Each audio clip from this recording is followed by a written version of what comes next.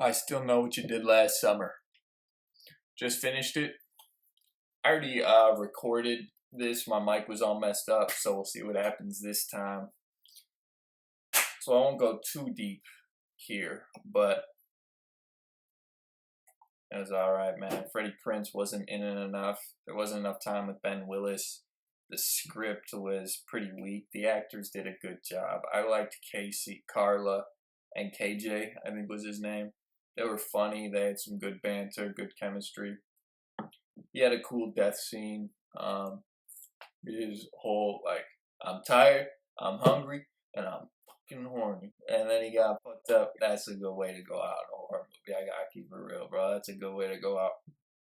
And then you have Freddie Prinze's homie, who gets hooked in the face and dragged out of the car.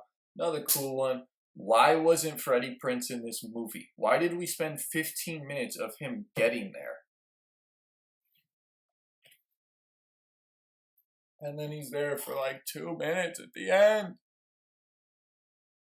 They have like 2 minute scene with Ben Willis. The Will guy gets revealed as being his son, and what? It lasts like 2 minutes? Who cares? As sequel number one, and the I Know What You Did Last Summer series, ain't gonna cut it. This left the series dead in the water. This was a $20 to $65 million budget, and it made 40 mil back. That should tell you all you need to know. No more money was going to go towards this. I mean, this. Where do you go with this? Like, he died, he was shot like 20 times. And then they have him showing up in her bedroom, pulling her under the bed at the end. What are we doing here? Like, even Jason died for a movie. Let them have their happy ending. Like, why?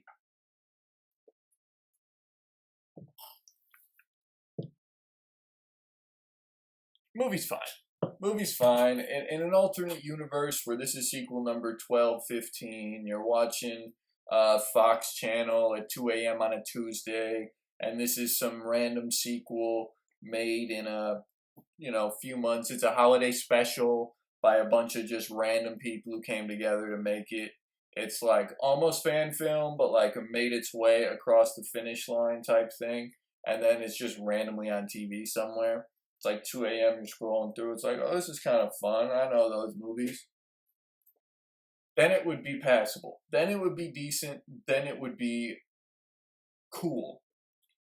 But as the sequel to I Know What You Did Last Summer, man, it feels like a cheap cash grab that they didn't make money on. Acting's pretty good. Locations are pretty cool. Cinematography is pretty good. Script is rough, dude. Rough. Like the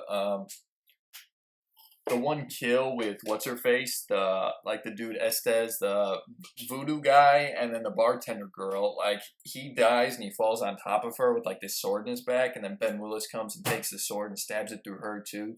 That was so uncreative. Oh my gosh, if that was in the script, that is like first draft mind-boggling to my writer brain. And if that was done on set, not that creative of on-set decision. And if that was done on set, why? Why was that being done on set? Could have come up with something better than that, man. Oh God. Yeah, not enough Ben Willis, not enough Freddie Prinze. Julie is a great character, but she's acting along a bunch of random people, not from the original, not Freddie Prinze or Ben Willis for whatever reason. So she's just left to carry this movie with a bunch of side characters. Like, we don't have another protagonist. Like, Carla's kind of a protagonist, but Freddie Prinze, we're watching him get there for the whole movie. We spend more time watching him get there than he spends there by like 5 times. We spend literally like 10 to 15 minutes watching him get there, and he's there for, I kid you not, like 3 minutes. This, like, did they write this? Did this just happen because of time constraints, budget constraints? This.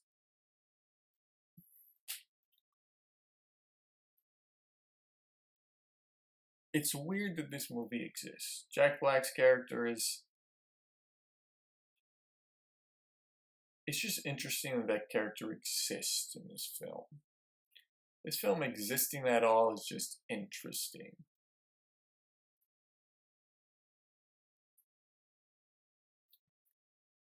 I heard the next one, I'll Always Know What You Did Last Summer, is known as one of the worst horror films of all time. I don't know why I feel the need to do this to myself, but I may need to find out for myself. Oh God. Oh God, what am I doing? Yeah, I almost didn't watch this film because it got such poor audience and critic reception, but then I was like, we'll see what's up. And then I'm watching it, I'm like, this movie could have been 30 minutes long. There is so much meandering throughout this movie. Like, oh my God, girl, what will make you feel so much better? Let's go and work out in this monsoon, you get me? Oh, that treadmill ain't doing it for you? All right, girl, hit me with this. Let's go over and get in the tanning bed. And then once you get out of that tanning bed, you're going to feel like $1,000,000. We need to do this right now in the middle of this monsoon. Why? Okay, the monsoon isn't even the problem. Why are we doing this? Why are we doing this?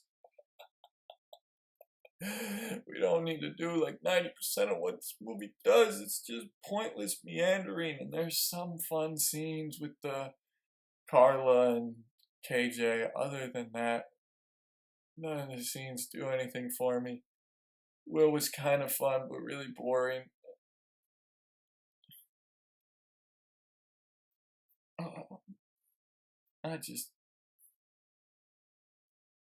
I'm out of juice for talking about this movie, man. I have more thoughts, but I don't feel like yanking them out of my brain right now. I've had enough. I'm gonna put this movie back on the shelf. May watch it again, may not. I'll probably buy it on DVD to add to my massive collection because that's just what I do.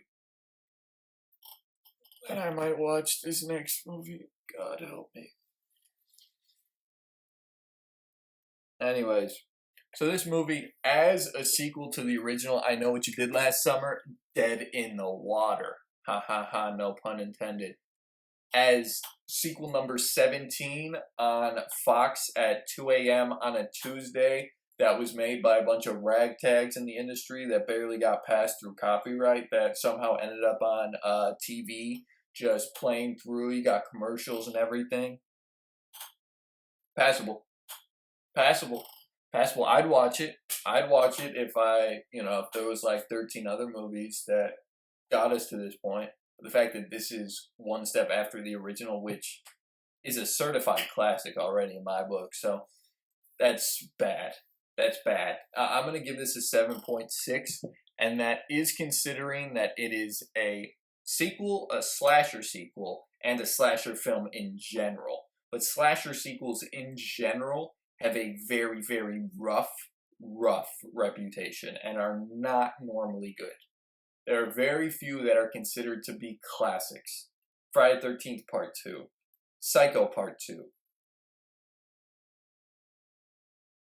Halloween Part 2, in many circles, I think it's a classic. Probably some I'm forgetting about. But Part 2s are not necessarily notoriously great.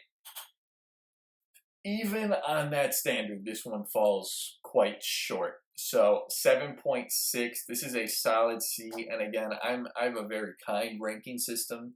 To get to the point where you're at a C and you're barely above average, they're teetering, man. They're teetering. It's barely above average because the actors are kind of cool. I really like the locations.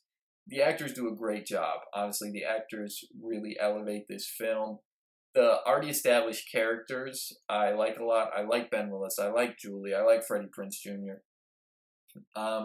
There's a few funny moments. And again, I really like the location. I like the setting a lot. It is really cool. This whole fisherman style was used a lot better in the original, but being on some tropical island, it's pretty cool. It works for me. Something unique, So I did appreciate that. But yeah, so just above average. So yeah, this film comes in at a 76%.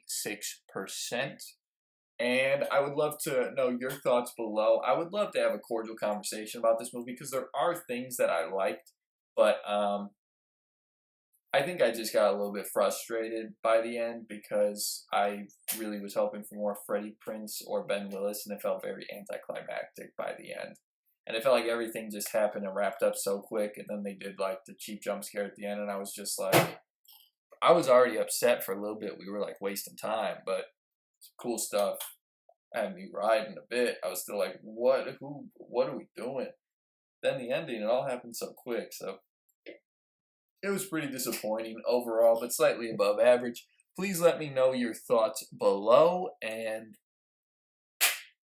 I may be talking about the third, the dreaded I'll Always Know What You Did Last Summer.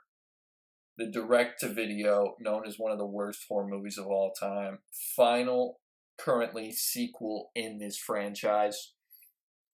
Please let me know your thoughts on that below as well.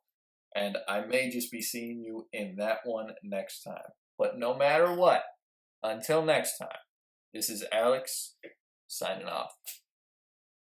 I don't know what I'm doing.